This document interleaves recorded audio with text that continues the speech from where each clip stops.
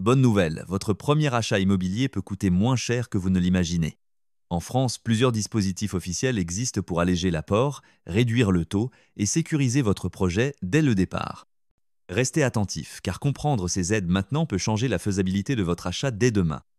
Le prêt à taux zéro peut véritablement changer la donne.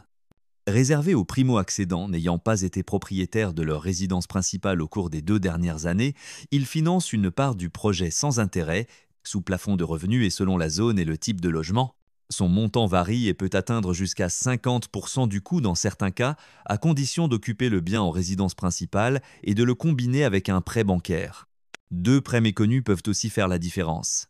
Le prêt accession sociale s'adresse aux ménages sous plafond de revenus pour la résidence principale, avec un taux encadré et la possibilité de financer une grande part de l'opération. Le prêt conventionné, sans condition de ressources mais également dédié à la résidence principale, est lui aussi réglementé, et ces deux prêts peuvent se cumuler avec un prêt à taux zéro via des banques partenaires de l'État. Si vous êtes salarié du secteur privé, Action Logement peut vous donner un coup de pouce concret.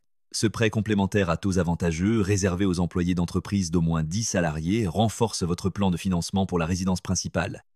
Les montants et conditions dépendent du projet et de la localisation, et d'autres aides ciblées peuvent exister selon les périodes, d'où l'intérêt de vérifier votre éligibilité sur le site Action Logement.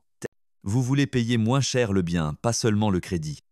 La location-accession, via le prêt social location-accession, permet d'occuper le logement d'abord puis de l'acheter à un prix connu, sous plafond de revenus et de prix, avec souvent une TVA à 5,5% et des frais d'acquisition réduits.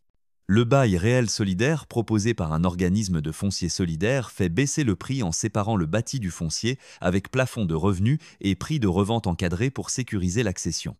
Les territoires réservent aussi des coups de pouce concrets. Des collectivités locales proposent des subventions, des prêts à taux zéro ou des primes pour primo-accédants, souvent conditionnés aux revenus, à la performance énergétique ou à la localisation. Dans certains périmètres de renouvellement urbain et de quartiers prioritaires, l'achat d'un logement neuf en résidence principale peut bénéficier d'une TVA à 5,5% sous condition, tandis que le neuf offre des frais d'acquisition plus faibles et, selon les communes, une possible exonération temporaire de taxes foncières sur déclaration. Passer à l'action au bon moment fait gagner des milliers d'euros. Commencez par un diagnostic d'éligibilité avec votre banque, un courtier ou un conseiller de l'ADIL en réunissant justificatifs de revenus, de composition de foyer et votre projet.